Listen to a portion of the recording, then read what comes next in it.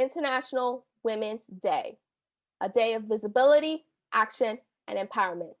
It's a time to celebrate our accomplishments, but also to collectively reflect, support, and challenge one another in bringing transformative change for an inclusive world. Hi, all. My name is Yesenia Reynoso. Currently, I am the Digital Marketing and Media Relations Officer for Y Communicate, but I'm also a member of Fyli's Mastermind Cohort 2 tribe. I am thrilled to introduce to you our IWD keynote speaker, Keren Eldad, a superstar in her own right. Keren, aka Coach Keren, founder of With Enthusiasm Coaching, is an American personal and executive coach with a method designed to help the most intense personalities uncover and overcome their blind spots that is signature to her extensive body of work. Eldad is internationally recognized with world-class leaders, high-profile athletes, media personalities, and major corporations. Her work and key research, such as the superstar paradox, has been featured in numerous media outlets and publications, including the Harvard Business Review, CNBC, and Forbes. Her recent TED Talk, You Don't Know What You Don't Know, has been viewed over 200,000 times. A multi-layered virtual and personal experience is at the center of Eldad's more didactic approach to coaching.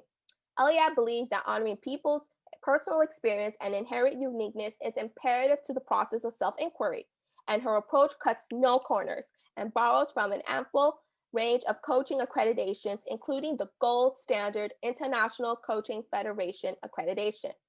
Eldad holds advanced degrees from the London School of Economics and the Hebrew University of Jerusalem, and is the author of the upcoming personal development book and a top-level crisis counselor with a crisis text line.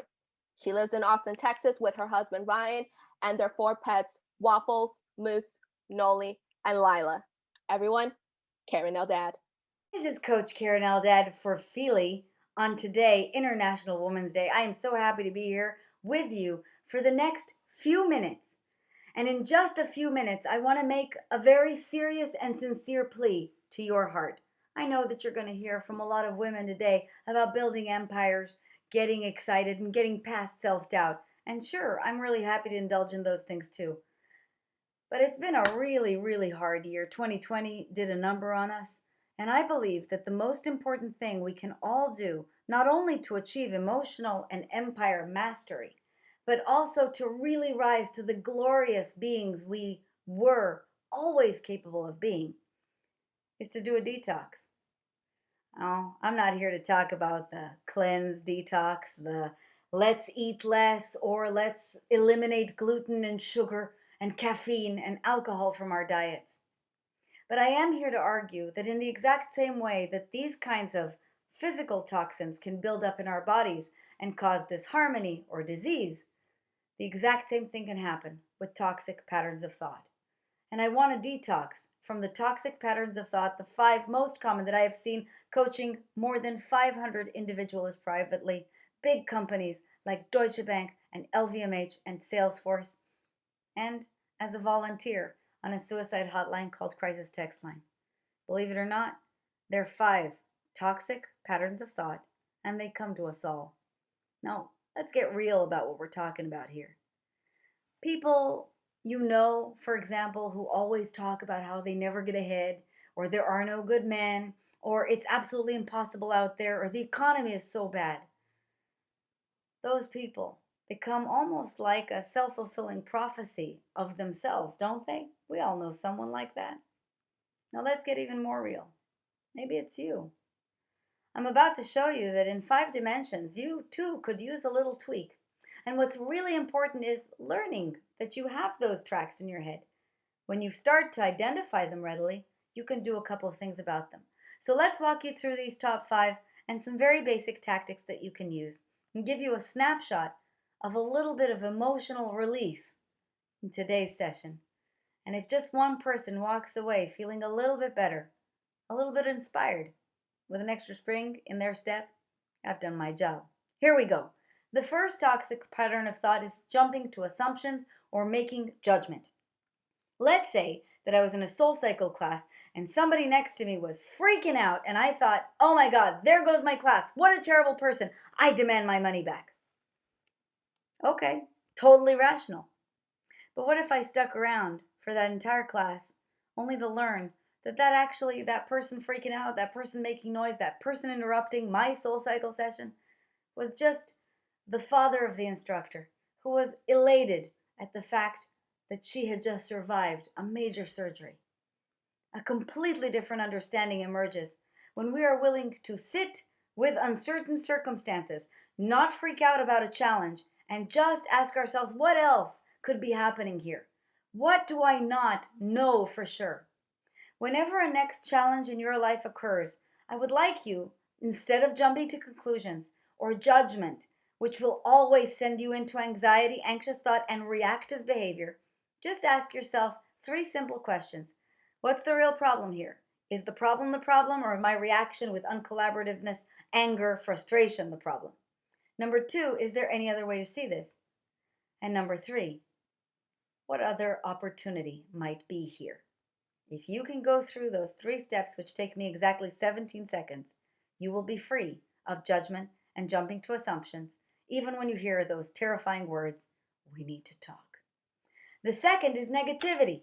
How many people out there do you know have been harping on and on about how bad the economy is, as we just mentioned, or how there really are no good men, or how everything is rigged in the situation?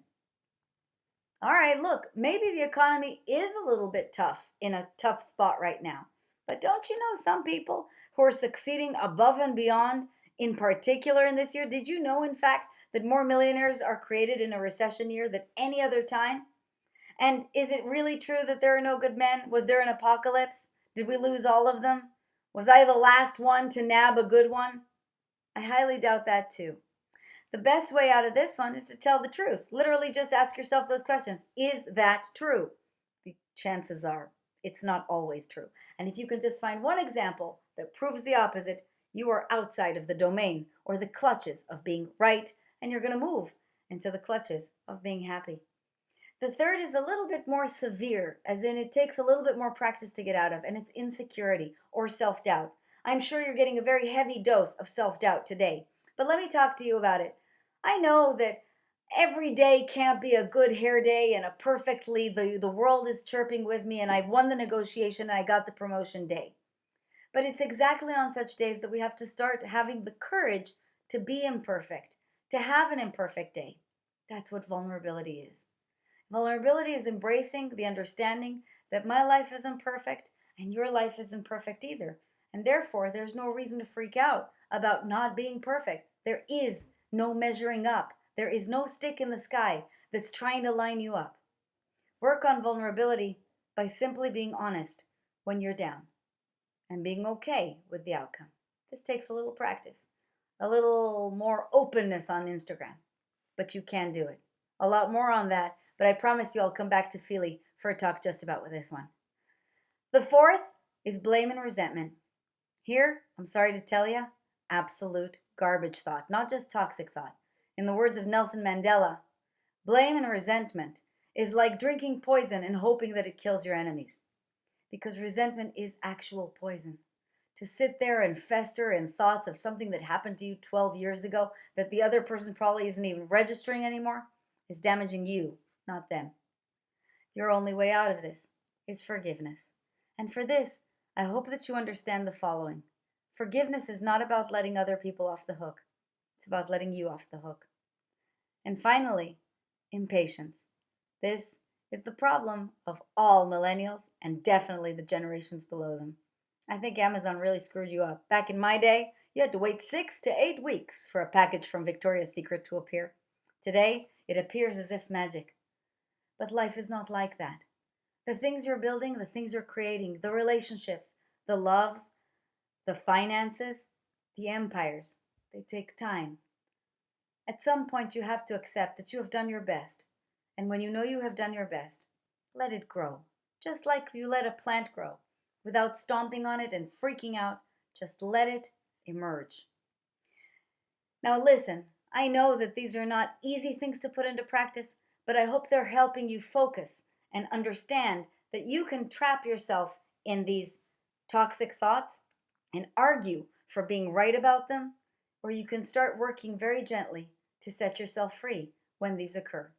It is my hope that this very, very brief talk gave you a little dose of inspiration, and above all, reminded you of the following: life is short, work through it. Most things are solvable. And there is nothing, nothing that matters more than your peace, because when you have peace, you can create empires, and that's what you came here for. Thank you so much for listening to today's talk. I hope my 2 cents have been valuable to you. If you ever are looking for me, I'm at Coach Keren, Keren, on Instagram, and KerenEldad.com. It's been an absolute pleasure. Thank you, Fyli, so much for having me. Have a wonderful International Women's Day.